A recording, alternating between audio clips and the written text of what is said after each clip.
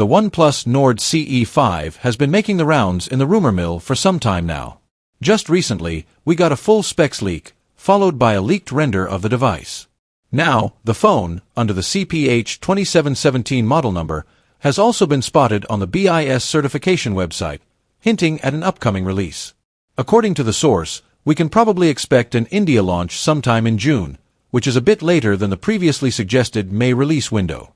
The OnePlus Nord CE5 features a flat frame and a flat back panel.